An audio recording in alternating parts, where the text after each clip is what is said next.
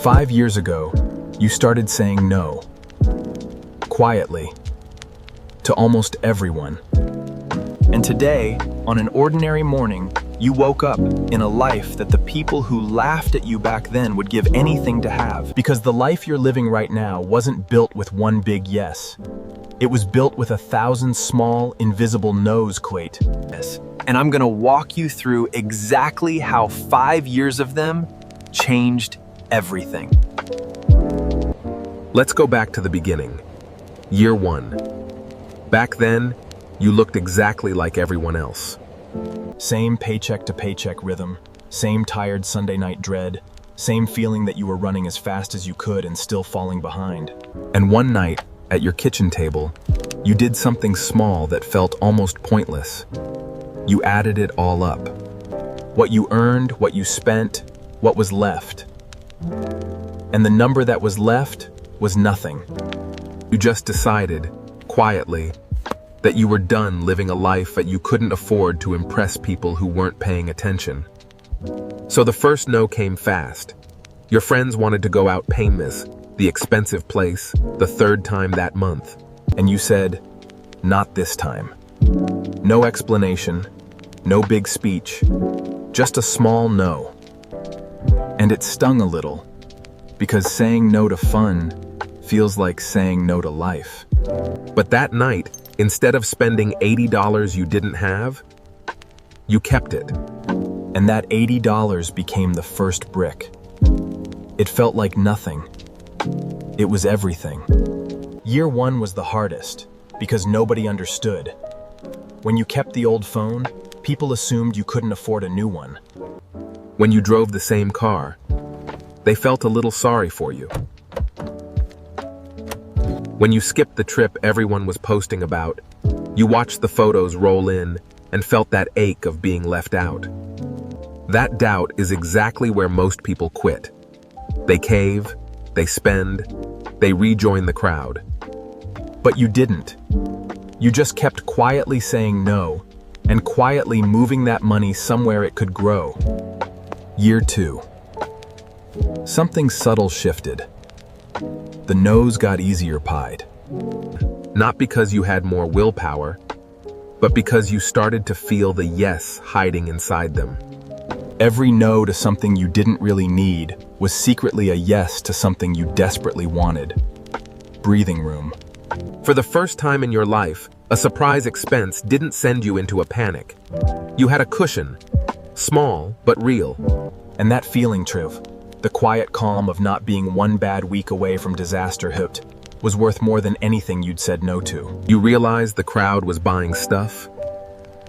You were buying peace.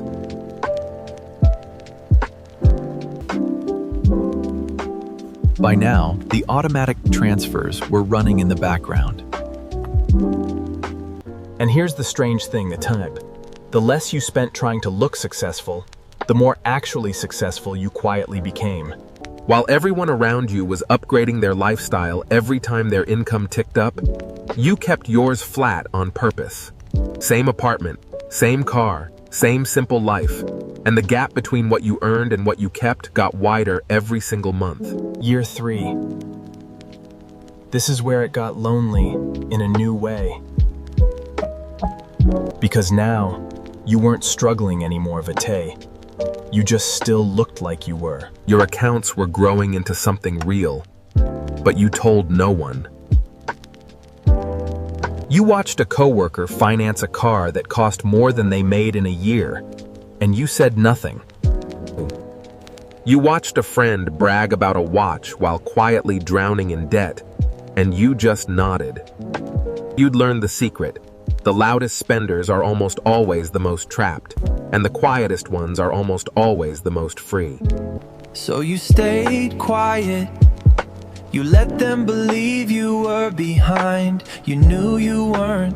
And somewhere in year 3, the no's stopped feeling like sacrifice. That was the real turning point. It wasn't discipline anymore. It was identity. You simply weren't the kind of person who traded your future for a good-looking Saturday. The upgrade, the impulse buy, the treat-yourself kinds, they just stopped tempting you because you'd finally felt what they actually cost. Every one of them was a piece of freedom you'd have to buy back later, with interest. And you weren't willing to sell. Year 4. Now the momentum wasn't coming from you anymore. It was coming from the money itself. The investments you'd been quietly feeding for years started doing something almost magical. They started earning on their own. Some months, the growth was bigger than what you'd manually saved. Your money was working while you slept, while you ate, while you lived. And you understood, finally, what all those no's had actually been building. Not a pile of cash, a machine. A quiet, patient machine that was slowly buying back your time. And the people around you? Still running, still upgrading, still one paycheck from panic, still telling themselves they'd start saving next year. Same friends who felt sorry for you in year 1 were now, without knowing it, years behind you. Not because they earned less, because they never learned to say no. Year 5. This morning, you wake up and there's no alarm screaming at you, because the math finally works. The gap you built, the distance between what you earn and what you need has grown into something that gives you options most people never taste. Maybe it's the freedom to walk away from a job that drains you. Maybe it's the ability to take a risk, start the thing you always wanted, breathe without fear. Maybe it's just the quiet, unshakable knowing that you are not trapped. That's what 5 years of no's bought you. Not stuff. Freedom. And here's what nobody will ever see when they look at you. They won't see the $80 you kept in year 1. They won't see the trips you skipped, the upgrades you passed on, the times you sat quietly while everyone else showed off. They'll just see the result, the calm, the options, the life that answers to no one creep, and they'll assume you got lucky. They'll never guess the truth, that you built all of it out of the one thing they were never willing to do. You said no. You do not need a bigger salary, a lucky break, or a perfect plan. You need one small no tonight. Each one feels like nothing. Each one feels too small to matter. And that's exactly why it works. Because while everyone waits for the big, dramatic move, you're quietly stacking tiny, invisible bricks. The people who laughed in year 1 aren't laughing now. They're wondering how you did it. And the beautiful, quiet answer is the same thing it always was. You just said no when it was hard, over and over. Until one ordinary morning you woke up free-float and realized the whole time you were never falling behind. You were getting out. So here's the only question that matters. 5 years from now is coming, whether you build for it or not.